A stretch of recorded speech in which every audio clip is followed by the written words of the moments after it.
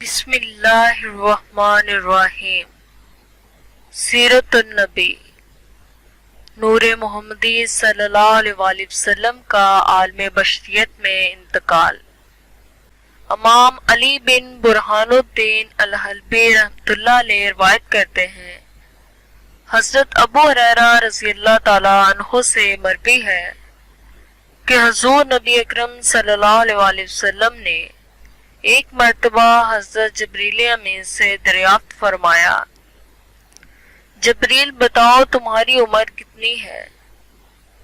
حضرت جبریل علیہ السلام نے عرض کیا، آقا عمر کا تو مجھے صحیح اندازہ نہیں، لیکن اتنا یاد ہے کہ ساری کائنات کے پیدا ہونے سے پہلے اللہ تعالیٰ کے حجابات عظمت میں سے چوتھے پردہ عظمت میں ایک نورانی ستارہ چمکا کرتا تھا، اور وہ ستارہ 70,000 سال کے بعد ایک مرتبہ طلوع ہوتا تھا۔ آقا میں نے اپنی زندگی میں وہ نورانی ستارہ 72,000 مرتبہ دیکھا ہے۔ حضور صلی اللہ علیہ وآلہ وسلم تبسم کنا ہوئے اور فرمانے لگے، اے جبرائیل مجھے اپنے رب ذوالجلال کی عزت کی قسم، وہ چمکنے والا ستارہ میں ہی ہوں۔ امام ابن القطان اور امام حلبی رحمۃ اللہ علیہ روایت کرتے ہیں، جسے حضرت امام زین العابدین رضی اللہ تعالیٰ عنہ نے اپنے والد حضرت امام حسین رضی اللہ تعالیٰ عنہ سے اور انہوں نے اپنے والد حضرت علی رضی اللہ تعالیٰ عنہ سے نقل فرمایا ہے۔ فرماتے ہیں، حضور صلی اللہ علیہ وآلہ وسلم نے فرمایا کہ میں حضرت آدم کی تخلیق سے 14,000 سال پہلے اپنے رب کی بارگاہ میں نور کی صورت میں موجود تھا۔ یہاں ایک سوال ذہنوں میں ابھر سکتا ہے کہ پچھلی روایت میں مذکور ہے کہ سیدنا جبریل علیہ السلام نے نور محمدی صلی اللہ علیہ وآلہ وسلم کو 72,000 مرتبہ چمکتے ہوئے ستارے کی صورت میں دیکھا ہے،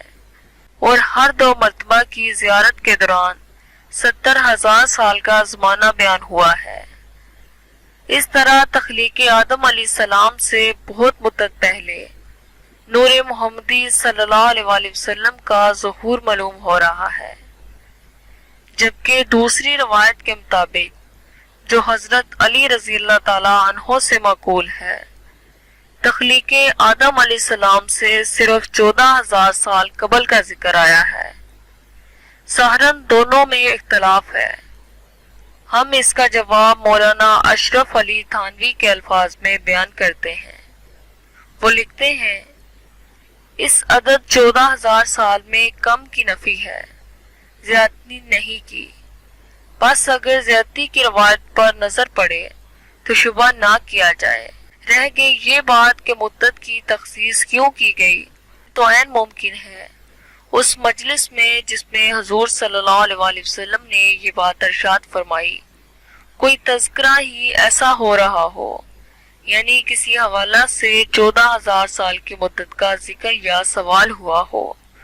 اور حضور صلی اللہ علیہ وآلہ وسلم نے اسی زمن میں ارشاد فرمایا ہو، گویا یہ مدت کسی خاص پس منظر میں بیان ہونی ہوگی، اور سیدنا جبرائیل علیہ السلام کی بیان کردہ مدت ان کی اپنی عمر کے تناظر میں بیان ہوئی ہوگی، مگر دونوں مدتوں سے حقیقت میں نور محمدی صلی اللہ علیہ وآلہ وسلم کا اصل زمانہ تخلیق یا صحیح عرصہ حیات معلوم نہیں ہوتا۔ اللہ تعالیٰ بہتر جانتا ہے کہ اس نے نور محمدی صلی اللہ علیہ وآلہ وسلم کو کب اور کتنا عرصہ قبل تخلیق فرمایا۔ البتہ حضرت جابر بن عبداللہ انصاری رضی اللہ تعالیٰ عنہ والی روایت سے جسے امام عبدالرزاق نے بیان کیا ہے، زمانہ تخلیق کا اس قدر اندازہ ہوتا ہے کہ جب نور محمدی صلی اللہ علیہ وآلہ وسلم کو خلق کیا گیا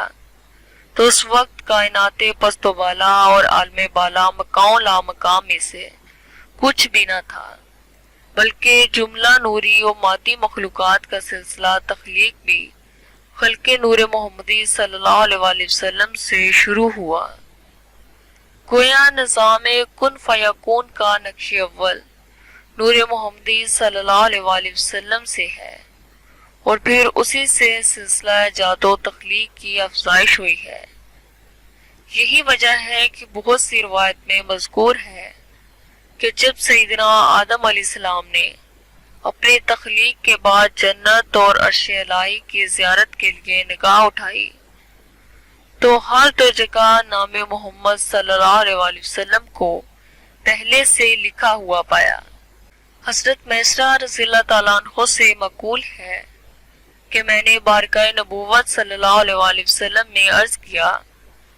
حضور آپ کب سے شرف نبوت کے ساتھ مشرف ہو چکے تھے؟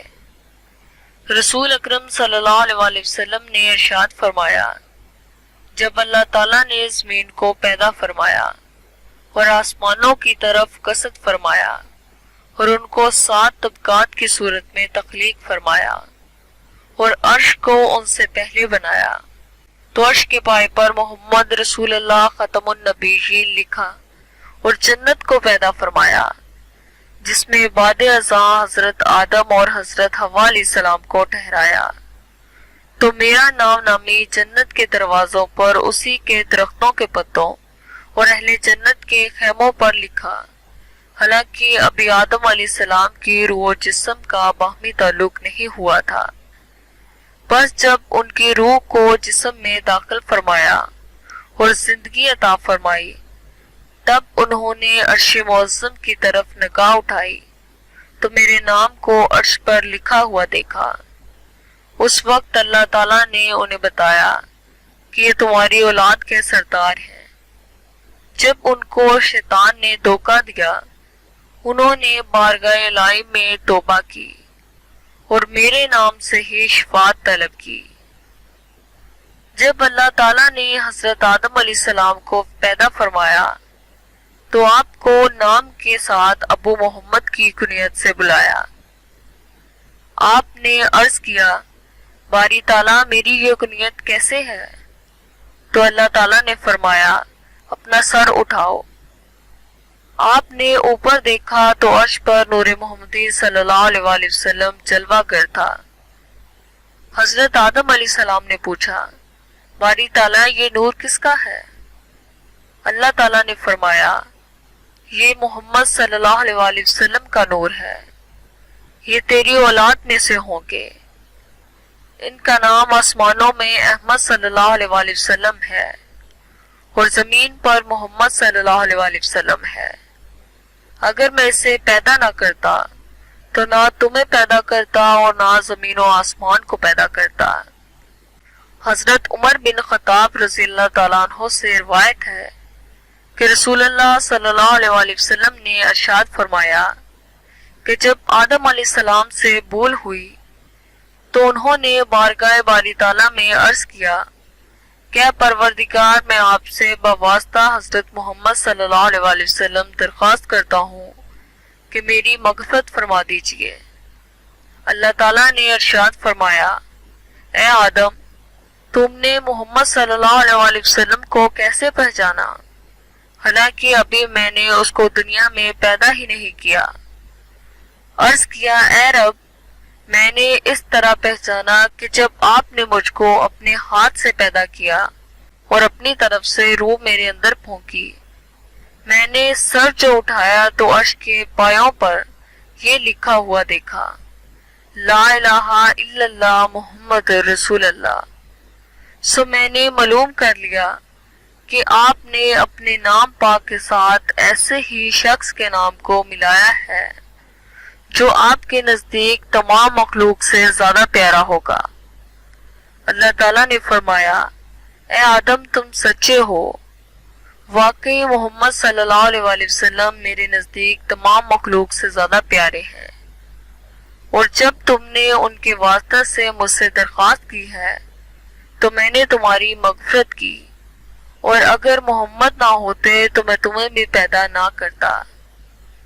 حضرت کعب الاحبار رضی اللہ تعالیٰ عنہ نے فرمایا، جب اللہ تعالیٰ نے محمد عربی صلی اللہ علیہ وآلہ وسلم کے پیکر بشری کو پیدا کرنے کا ارادہ فرمایا تو حضرت جبرائیل علیہ السلام کو حکم دیا کہ ایسی مٹی میرے پاس لے آؤ جو میرے محبوب پاک کے جسم اقدس اور جسد اطہر کی تخلیق کے لائق ہو، تو وہ سفید مٹی کی ایک مٹھی روزہ اطہر والی جگہ سے لے کر بارگاہ خداوندی میں حاضر ہوئے، تو امر خداوندی سے اس کو تسنیم کے پانی سے گوندا گیا، جنت کی لہروں میں سے دھویا گیا، پھر نور نبوت اس میں رکھ کر اس کو عرش و کرسی، لوح و قلم اور آسمانوں اور زمینوں میں ہر جگہ پھیرایا گیا، تاکہ ہر شے حضور صلی اللہ علیہ وسلم کے شرف و کمال کو پہچان لے۔ آپ ہی سے مروی ہے کہ تخلیق آدم علیہ السلام کے بعد نور محمدی صلی اللہ علیہ وسلم کو ان کی پشت میں ودیعت کیا گیا، جو کہ آدم علیہ السلام کی پیشانی سے جھلکنے والے انوار سے محسوس ہوتا تھا، اور ان سے کہا گیا، اے آدم، یہ تیری نسل میں پیدا ہونے والے انبیاء و مرسلین کے سردار ہیں۔ جب حضرت حوا رضی اللہ تعالی عنہا کے بطن اطہر میں حضرت شیخ علیہ السلام منتقل ہوئے، تو وہ نور بھی حضرت حوا کے بطن اقدس کی طرف منتقل ہو گیا۔ وہ ہر دفعہ 2 جڑواں بچوں کو جنم دیتی تھی، ماں سوائے حضرت شیخ علیہ السلام کے، کیونکہ وہ نہ حضرت صلی اللہ علیہ وسلم کے جد امجد ہونے کی برکت سے تنہا پیدا ہوئے، اور سب بھائیوں سے مرتبہ و کمال کے لحاظ سے یکتا بنے۔ پھر نبی انبیاء علیہ السلام کا نور انور جگہ بعد دیگر پاک پشتوں اور پاک رحموں میں منتقل ہوتا رہا، تاکہ آپ کی ولادت باسعادت ہوئی۔ اور ایک روایت میں ہے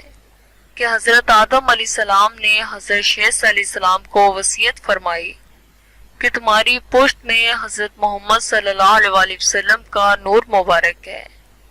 اسے پاکیزہ رحم میں منتقل کرنا، سوائے پاک عورتوں کے کسی کا رحم اس نور کا مسکن اور ٹھکانہ نہیں بن سکے گا۔ سو یہ وصیت نسلاً بعد نسل حضور صلی اللہ علیہ وسلم کے نسب مبارک کا ہر فرد اپنے بیٹے کو کرتا رہا، تاکہ یہ نور تمام زمانوں میں پاکیزہ پشتوں اور پاکیزہ رحموں سے منتقل ہوتا ہوا